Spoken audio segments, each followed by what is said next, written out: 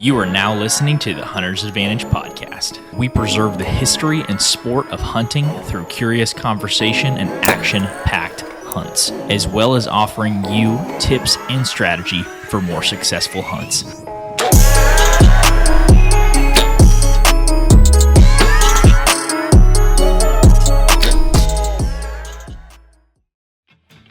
The Hunter's Advantage podcast is powered by Out on a Limb Manufacturing. Out on a Limb is a family-owned company based right here in Oklahoma that makes tree stands, saddle platforms, climbing sticks, and so much more. Christian, I have a quick question. What's that? What bites down harder, a hippo or an alligator?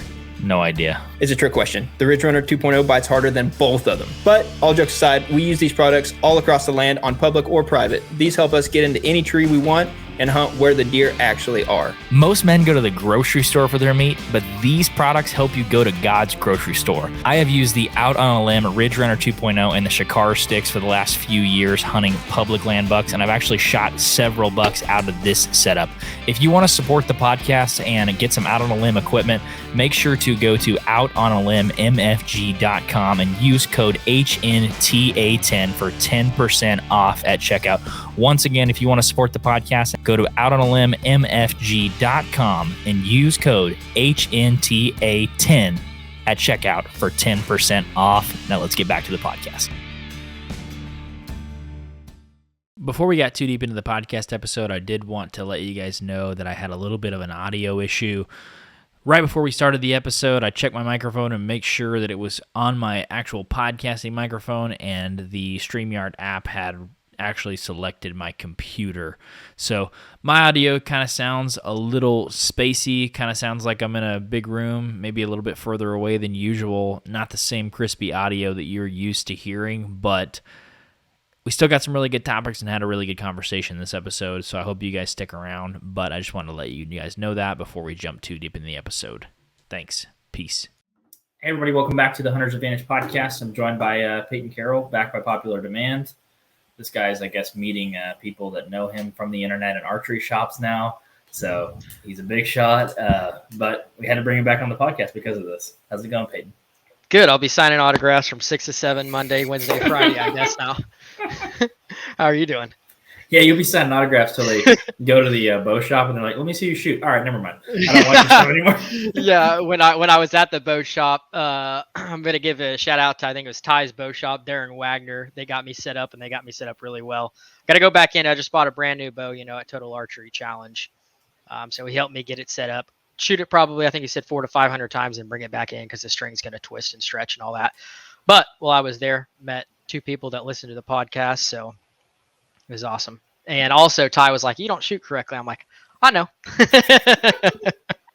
And I got your YouTube thing going on or whatever, but let me teach you a little something. Yeah, I would take any tips or tricks, but right now, if it's not broke, I'm not going to fix it. It worked out for me last year, so we'll see. It's all right. I went to my home archery shop here in Georgetown the other day because I had one of those D-loops that you were like, hey, we're pushing it here.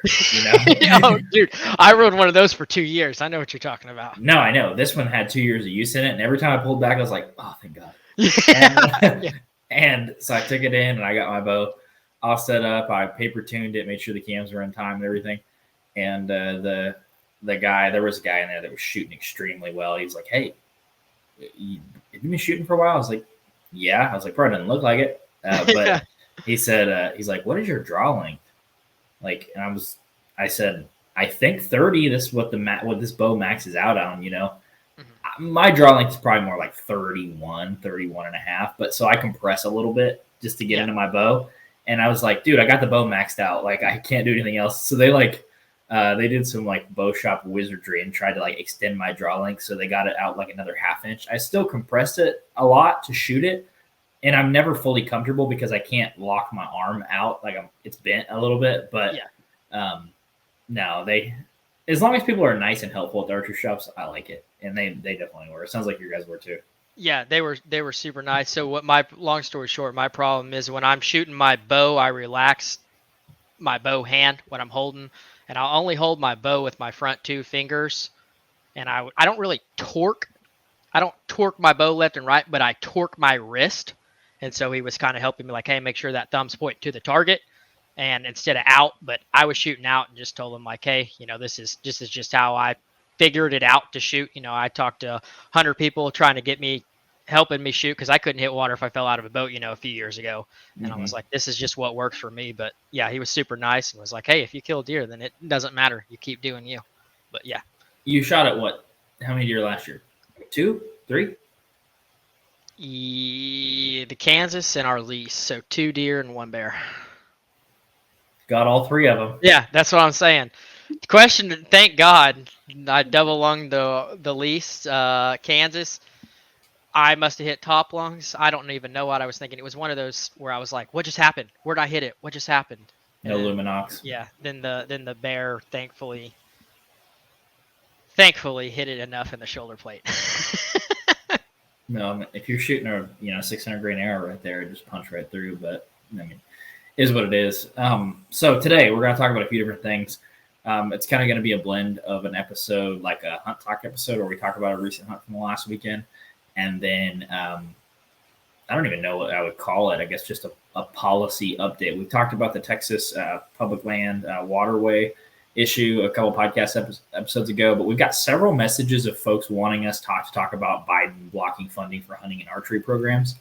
I don't know what our voice can do, but we're going to try to share everything we can, what we know about it. And I don't really know if there's a whole lot of actions we can take from it, but at least we can be informed. And if there's a bunch of folks out there that are hunter gatherers, outdoor people, and they still vote for Biden in the next election, just don't say that. And you listen to this podcast, at least you know that you were informed. So that's what we're going to do in this podcast. But Peyton, we are midway through August. It's going to be September before you blink again. And when it's September, the velvet starts to come off and season starts to get real. I fixed up all our stuff at the least this last weekend. How are you feeling about deer season in general? It's creeping up fast. I was disappointed that I've waited till a month and a half to go to the bow shop, but they were like, hey, you're a whole lot earlier than a lot of other people will come in. So that made me feel a little better. But yeah, it's creeping up and it's creeping fast. It seemed like 2 days ago I went to sleep and woke up and it was August 1st and I was like, 2 more months. And now we're halfway through August. And I'm like, oh, here we go. Yeah. It's about game time. It is literally getting really, really close. I'm going to Nebraska in the first week of September to hunt either, I'm just going to say deer, whether that's mule deer or whitetail. The tag's good for either one of them. So equal opportunity hunter. I'm going to go for whatever is out there. But I was in the archery shop the other day. You brought something to my mind. We're not haters on crossbows anyway, but I'd never seen one of those Raven crossbows shoot in person. And there was a guy, I guess, that was coming to get certified. In Texas, a lot of the hunts that you go on, if you draw out for them, like you have to show a proficiency test, which I think is kind of interesting. Like, show us you can shoot your bow, before you go. And it's like, okay, that makes a lot of sense. But this guy was in there, I think, doing that. If not, I don't know what other tests he was doing, but they put like 3 targets out, like 15, 17, and 20 yards. And he like cranked that thing up. And I was like, oh, I'm ready to see this. Because some of those can shoot 500 feet per second or 600, something like that. He pulls back. It's like, oh my gosh. Oh, that one's a little off. He's hitting like a dime at 20 yards. Just pulls up the next one. It's like, dude, that thing is awesome. They're crazy. Yeah, I don't know the last time I've actually seen a crossbow shot in person. It's been a long time. Because, I mean, I only shoot around, we shoot around me, you, and Jake, and then I shoot around my family, and they're all like hardcore compound. So I can't even tell you the last time I've seen a crossbow shoot. Well, people are going to be mad when I mention the word crossbow because crossgun. Well, we brought the pistol crossbow this weekend. So me and my buddy Jake, who he's been in a couple of videos. I know I say the word Jake. There's a lot of different Jakes that we know. I swear. If you go through my contact list, I have like 9 different Jakes. Just call him Sexy Jake. If they watch the video, they'll understand. You know which one he was. You can identify him really quick. Yeah. No, we went down to his place and it was awesome because we went down to like shoot some pigs and he and I had to do some stuff on the lease, so like it was kind of a double edged sword there. So we got to knock out a couple different things, but we went out to one of his places and sat by a feeder for about 10 minutes. And when it's like 105 degrees, people they're not going to just sit there for hours and just wait for a pig. And it's like after 20 minutes, Jake's kind of checking the weather. I'm kind of just sitting there. I brought my big camera, my 360 GoPro, and I got my GoPro on my head. And I got my bow, and I give Jake the pistol crossbow. So you guys probably saw it on the story a few months ago, but Ballista crossbow, like out of Florida, sent us this little pistol crossbow. It shoots 330 feet per second. It is not meant for big game animals, like anything bigger than a hog. There's no way I would probably not shoot a deer with it. It shoots about a 12-inch bolt. And I was like, this is perfect. We'll go out and try to shoot some pigs with it. But we sit there for about 20 minutes, and Jake's like, all right, let's go walk around.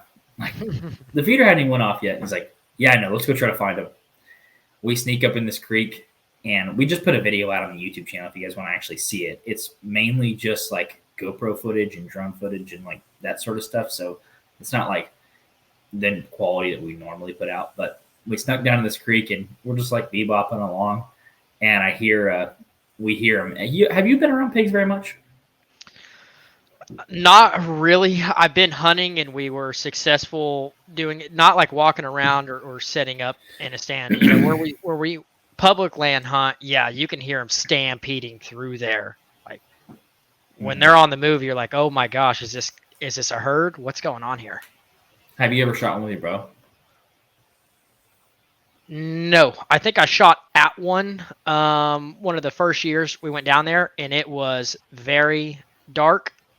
Still, it was within shooting hours, but very dark, early morning, and I was deep in the woods, so I don't even know if I hit it or not, to be honest. But they're so hard to recover even when you hit them. So it's I shoot at them every chance I get, especially on public land. Like if I see a whole like swarm of them, a lot of times you'll shoot into them and they'll run a little bit, and like the other ones will be confused as the other one's sitting there piling up, and I'm like always grabbing burritos trying to take them out. But this weekend we went up there and like we came over this berm, and you hear them. They just make noises. I don't know why they have to be that noisy, but they are. We sneak up on the first one. Like I just told you, I had my bow worked on, new D-loop, paper tuned, all this sort of stuff. Well, I was shooting my broadheads and stuff, and they were great before I went on this trip. But that was before I got all the work done on my bow. And I was thinking, yeah, I mean, my bow set it in, it'd be fine.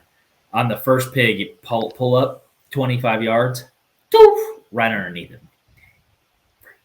So I get pick up my arrow. We sneak up into the like creek line. And there was a sow with like 15 or 20 piglets. And the sow comes up, and I don't know.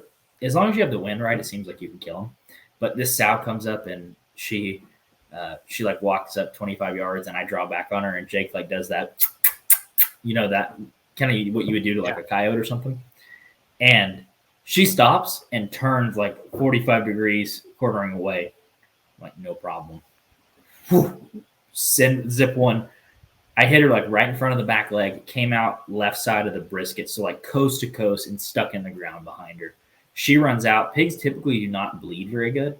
But she ran out, and I went up and we chased her down and got a follow-up shot on her. And I actually tried to shoot her one more time before that as a follow-up shot, and I hit a limb. She was down in the creek, and I hit a limb, and it went like 2 foot. I'm like, nice, awesome. So then I shot her again at 37 yards. We recovered her, but one thing that was really cool was as we're sitting there standing over that one pig, all the piglets come back, and you hear them just bebopping along, and I don't see anything from Jake. I hear him, he hears him, and I just see his pistol crossbow start to rise. And it has like a stock you can fold out and put on your shoulder to make it more stable. He just keeps the stock folded in, and you just see his hands start to rise, and I'm like, oh, he's going to do it. He's going to do it. And it's sighted in for 25 yards. They're probably around 20. And he shoots. He sticks one. He sticks one of the piglets. It's like, dude, it's legit like a dog. It looks like a little hot dog. He stuck the piglet with the pistol crossbow. Shish kebabs the piglet, right? Sticks all the way through, and it's like the same amount of arrow is sticking out both sides. So literally shish kebab. The piglet does a front flip over the creek bank, lands on its back, hits the ground, goes, ah! And then takes off running with the little crossbow bolt. And dude, he hammered it. So if anybody knows Jake, we've talked about him on the podcast, and I think I've had him on the podcast one time a few years ago, but he is super used to like hunting big deer, and like he seems to always get it done on public land. Like he's just, and especially for turkey and deer, like he's just a really good hunter. So I don't see him get excited all the time. As soon as, have you seen this clip? Have you watched the video yet? Yeah, I watched the video today. Yeah. He goes, woo! Yeah, He yeah. starts throwing his arms up and down. And as soon as he shot, he said, it's like, dude, that was awesome. I really wanted to shoot a pig with this thing. And but we tracked that little pig all the way down to the property line and probably like 80 or 100 yards. And he was like, all right, listen, our cows get out on this guy's place sometime, and he doesn't like when we go look for him. He's a diehard bow hunter. He's like, I know he has cameras in here. If we go in here to get a 20-pound piglet, he's going to be upset. And I was like, okay, it's fine. You're not going to do anything with the piglet anyways. Yeah, I was going to say nothing's going to go down with it anyways. So no. So we got to do some pig control, and we got to try out the pistol crossbow, and it did confirm to me if it won't penetrate through a 20-pound piglet, I'm not shooting it at a deer unless I put like a 300-grain broadhead or something on the front of it.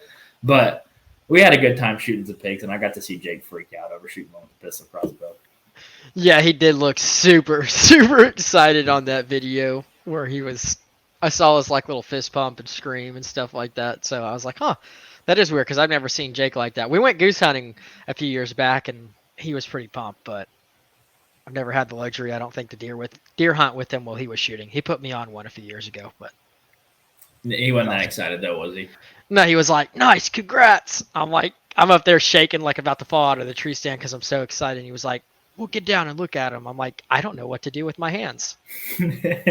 Yeah. I mean, he's a sportsman, so he's been around a lot of that stuff. But I don't know. I feel like when you get to go do something like run a gun, spot and stock, just like kind of, for lack of a better term, just kind of messing around trying to shoot a pig, it's not as serious, so it's really fun. Like when you shoot one, you're like, yeah, it's like that. So it was good to see him get pumped up. I got pretty pumped up. I was probably just as pumped up as him. If he was wearing a GoPro, you got to see my reaction. But no, we don't do a lot of pig hunting. Apparently people love watching pig hunting for some reason, but go check out the video if you guys haven't seen it already. That was just kind of a little bit of a hunt recap from last weekend. We probably, apart from the Nebraska mule deer, won't have any more hunt recaps until bow season, but thankfully it's really, really, really close. Counting down the days. Yeah, the only time I've ever pig hunted, Garrett and I went out to my grandpa's place, and I was like, hey, this was just when we were starting to get the pigs. They kind of moved in. He told him, I was like, hey, it's the middle of the day. I don't know a lot about pig hunting, but typically it's probably like early mornings, late evenings, but they're going to go bed down somewhere and probably not move. But it was like 2:30 somewhere in the middle of the day, and Garrett and I hopped in the side-by-side. I had a 270 semi-automatic, and Garrett had the 223. And I was like, look, I see one, I'm slamming on the brakes. You get out, put one leg on the ground, and just get on your knee and fire away, and don't stop shooting until they stop running. So we're like 5 minutes into this hunt, and we're driving, we're just talking, and I look over, and there is a big pig. I don't know how, my guess is like 200 pounds. He was That's big. I don't know if they get like super, super big, but that was my guess. We struggled loading it in, but I got out and he was shooting. I shot, hit him on its elbow, blew his elbow out pretty much. And this dude had like one front leg, two back leg. He just kept running, dude. Just kept running and running. And it took like 5 shots for us to put him down. So we finally got him, and I was like, oh, sweet, that's awesome. We're probably not going to see any others. And we go up there by the bedding area, the deer bedding area. This isn't anywhere close to deer season, so I didn't really care at this point.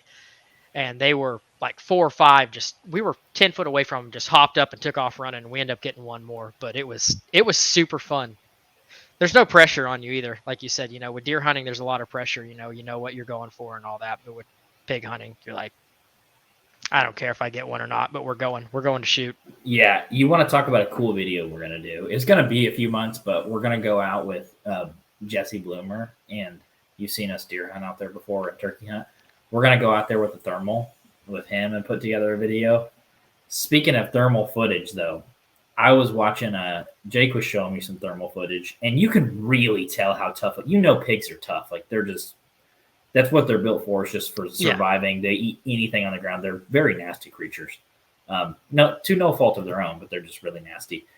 I watched some thermal footage of them shooting pigs with thermal, and you can see it. Like when you shoot one, you can see like the blood spray. And you see him shooting one behind the shoulder, and it is spraying out both sides, and they're sprinting hundreds of yards, and then like putting one in the back hip, putting one in him again, and 3 or 4 shots in these pigs, and they're still running full blast, and you're just like, how? Yeah, tanks, man. They are tanks. Absolute tanks. Like every bow hunting video I watch of them, they shoot one, they're like, well, we're not gonna find that one, but he'll be dead eventually. Yeah. Oh yeah. Yeah. Yeah. It's pigs are tough. We also did a podcast with Marcus Lashley.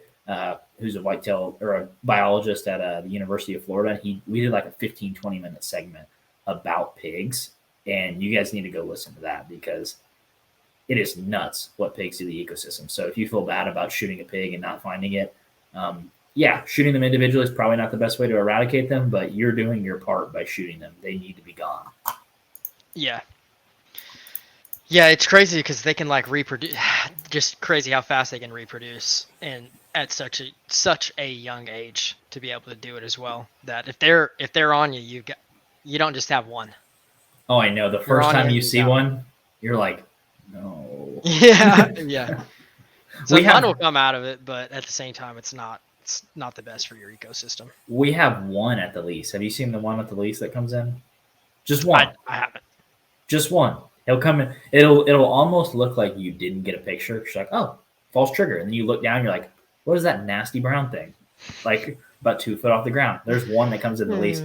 And he's been coming in for a couple of years now. I mean, I would definitely smack him if I saw him. But thankfully, he hasn't came in yet. I will. If he comes by me, I'll shoot. So I've been using the new Exodus Rival cell camera for the last couple months, and I have found a beautiful mainframe 8-point with tons of stickers to go after this fall. Ooh. One thing I do appreciate about Exodus trail cameras is all of the cameras share the same data plan, so you only pay for what you need. A lot of cell cam companies charge you for HD pictures. I've seen prices of $5 for 50 HD pics. Exodus is going to give you unlimited HD pictures right to your phone, which is awesome when you're sitting there in the middle of the summer and it's 100 degrees and you just want to binge a bunch of trail cam photos. If you're looking for a solid cell camera with great performance and a 5-year no BS warranty, go check them out. So as we all know, hunting gear is something people can make way too complicated. Arrows can be the exact same way. Instead of going down all those rabbit holes trying to sift through the endless information that's online and you're not really sure if it's right or wrong, Exodus makes it simple to get the right arrow for your exact setup. So go online to the Exodus Arrow Builder. It takes less than a minute. You're going to enter your draw weight, your draw length, and how heavy of a point you're shooting. And it's going to be that simple. Let the guys at Exodus take care of the rest. So if you're interested in Exodus Rival cell cameras or a new set of their MMT arrows, just go to exodusoutdoorgear.com and use code HA15 for 15% off anything on their website. Once again, that is exodusoutdoorgear.com. Use code HA15 at checkout for 15% off. Now let's get back to the podcast. So let's talk about the Biden blocking funding for hunting and archery programs. I don't want to use the podcast as a platform to just kind of complain, but I really don't know what action an average person can do for an issue like this, but I did want people on the podcast to just kind of hear about it and be informed. So I'm going to read from the Washington Examiner, an article that came out. This is July 31st of 2023, and it says the following. So the Department of Education is withholding federal funding from hunting and archery programs in schools, citing a bipartisan law passed last year that tightened restrictions around gun purchases in the wake of a deadly shooting in Texas. So the bill or the piece of law they're talking about is the 2022 Bipartisan Safer Communities Act. And this was passed just after the horrible school shooting in Uvalde, Texas at Robb Elementary School, which we probably all heard about or saw. And so basically what they are doing, let me scroll down the article a little bit.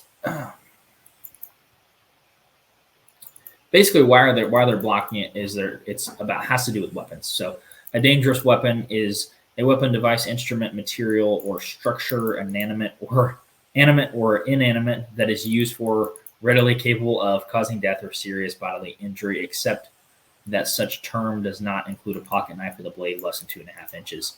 So that's what they're using in the bill to block the funding for hunting and archery programs.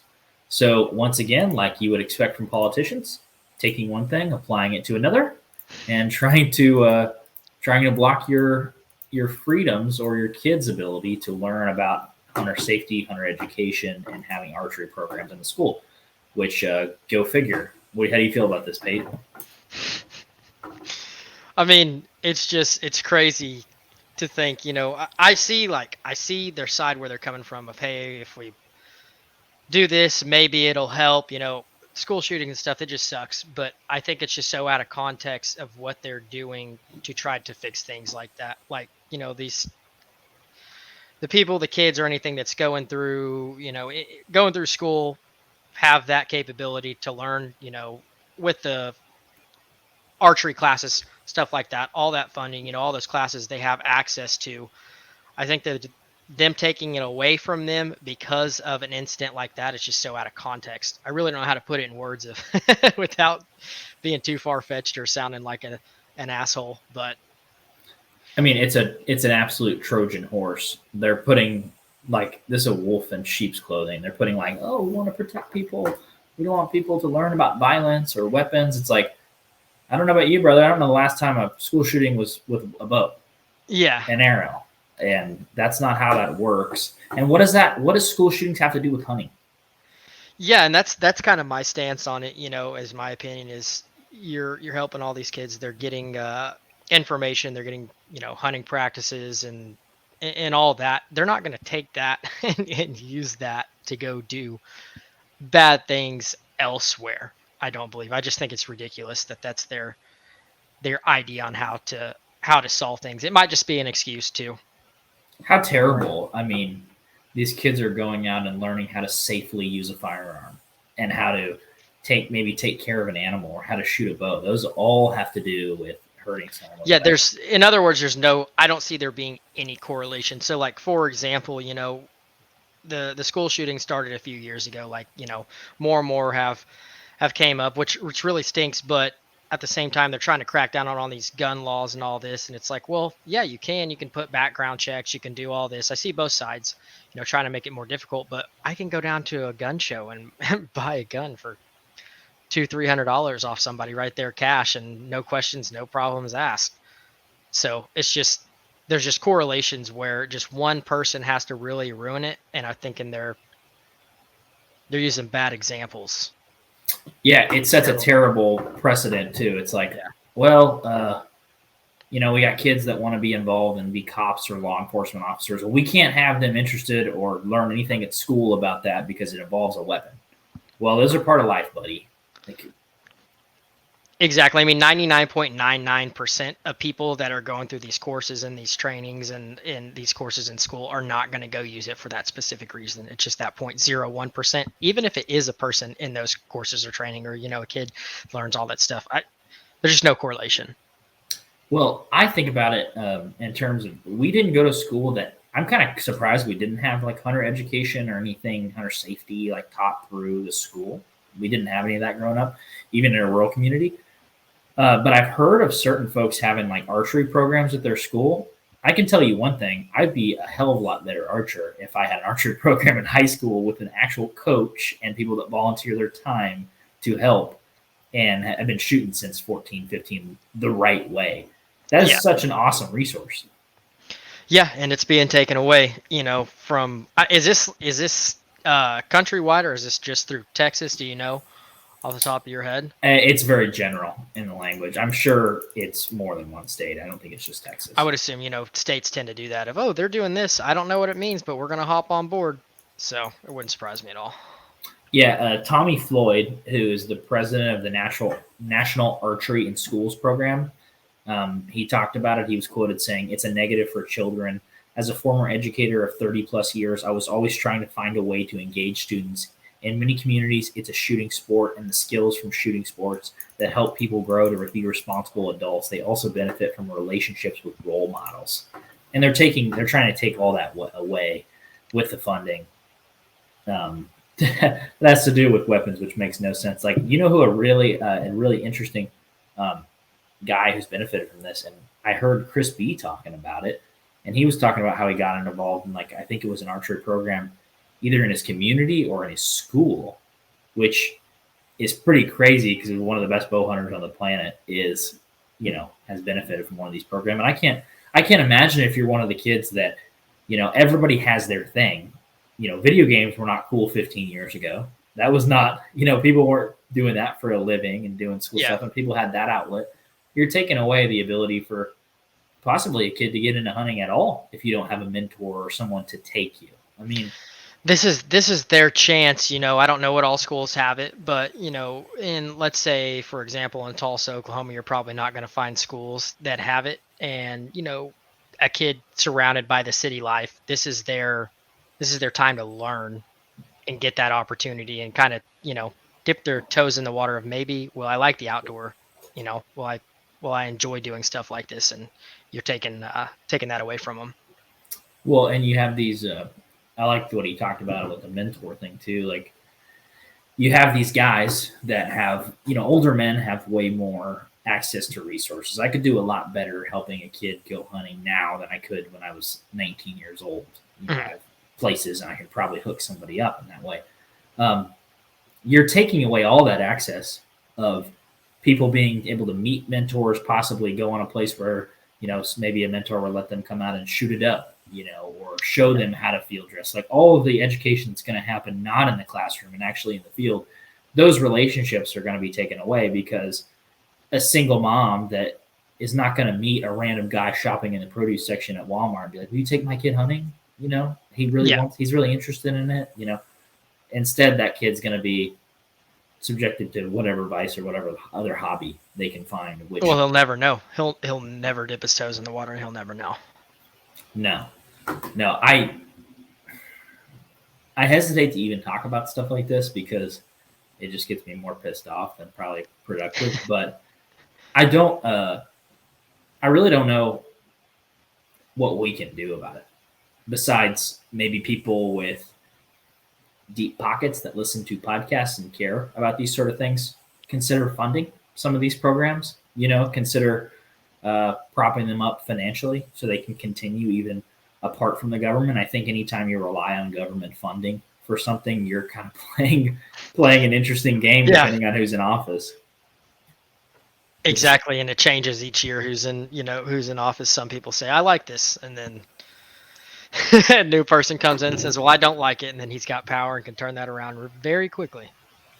Yeah, so I think the biggest thing is electing people who share your values. And I don't foresee a lot of folks that hunt voting for Joe Biden, but there could be a lot of people that enjoy the outdoors or, just like being outside that are doing that sort of stuff. And maybe they listen to this podcast. So just know these people do not have your interest in mind. They do not care about your kids. They do not care about hunting. They do not care about the way of life, guns, liberty, any of those things. So don't vote for them in the next election, please, would be my request. Yeah. Please, God, let us have learned from the last 4 years. Never know. I know. Never know, though. We're America. We probably didn't. It's cool, though. I saw a Joe Biden campaign on YouTube, like the ad popped up for his next campaign, and it was like, job's not finished. I was like, you didn't even start, motherfucker. you never got off the bus. Yeah. Oh, Lord, man. But yeah, it's just so funny because I'm not going to go down this road too deep, but like all these people are like, man, I only voted for Biden because I didn't like Trump. And it's like 3 years later, it's like, you happy? Well, no, you're not. So let's have learned. Why is gas $4.50 a gallon? I don't know, because Ice Cream Cone Boy decided it was, and we're buying oil from the Middle East and Russia, who hate us. Yeah, but exactly. We've shut down our pipelines and stuff from doing all things over here, so we can import it. I don't know. could you imagine the level of change you could have just by walking in and be like, let's use a little bit of common sense, man? They'd be like, whoa, stop that. Yeah. Yeah. I think these things are going to continue. I really do. We saw the one with Texas. We saw the Kansas trail camera ban was, on public land was one of them. I think the Oklahoma velvet season proposed is actually a really good thing. So I like that. That would be awesome. It'd be crazy if they did something like good, like, Yeah. Typically they take stuff away, but it would be cool if they just, added one thing in there every once in a while. And this might be it. So. Yeah, they're like, hey, Oklahoma, we're importing 2,500 deer from Iowa, drop them on public land. Everybody's like, yeah. They're chanting it out. Yeah, the things are typically not positive things because you realize the people that are elected or in these positions or even in these appointed positions like wildlife commissioners and stuff. A lot of these people you question, do you know anything? You're in an outdoor community. You do not give a frick about this and you do not know anything about it. They don't though. They're just like, we don't know what's gonna go on, but we like Dave said a long time ago. He's like, I swear that they just do stuff that way they can show people that they're just doing something. Mm-hmm. That stood out to me, and I fully agree. Now, when you look back and you're like, why did they do that? And they're like, they probably don't know why. They just had to make a move because everyone's like, we're stagnant. Do something. Yeah. Yeah, I think another thing as I was sitting there thinking about it, like giving people something actionable they can really take away is like take somebody hunting this year that hasn't been hunting before. Take a kid hunting a little knucklehead that has no interest in it maybe because obviously the government is not going to be there to prop up our traditions. We're a small minority, 10 million people, like 3% of the country hunts. Like why would we expect people in Washington to look out for our interests? And we have to take that into our own hands. Who's the first person that ever took you hunting? Your brother? Yeah, duck hunting for sure. I went deer hunting with my dad a long time ago. I think that was one of the first hunts, and we out on they won't know. Well, I probably won't say it. Back behind your house. The VH, good duck hunting, VH. Mm-hmm. And the old bus out there, like when we would go duck hunting out there would be like an old bus. Mm-hmm. We used to deer hunt out of a bus, like just an old school bus they had out there. But I went hunting with my dad once in a stand, and he actually let me take a BB gun and shoot cows in the butt at like 100 yards. I probably wasn't hitting them, but he was like, shoot at that cow in the butt. So that was actually where You're tearing him up, Peyton. Yeah. 10 for 10. Got to shoot a cow in the butt every time I went with a BB gun at 100 yards. There's no way I was hitting him, but he let me shoot at him. But yeah, duck hunting, coop, and my brother, and deer hunting was my dad, which, at that young age, I was just like, let's go. Whatever comes out, at that age, you're just like, shoot them. I don't care. Shoot them. Mm-hmm. You want to see it, but that changes over time. Yeah. I think about it like I would love to take some people out. Like even Garrett has asked me. He's like, I've asked you for like 2 years to take me out, and I'm like, I just don't really have a place to take you. And then I was like, you know what? We're doing it. We're going out on public land because you live in Kansas, so this will be for me just as it is for you. It'll be just as much for me, and we're gonna try to get you out a big buck. So those people in your life that like want to go hunt, but even if you don't have the opportunity, there's so much public land to take people out on.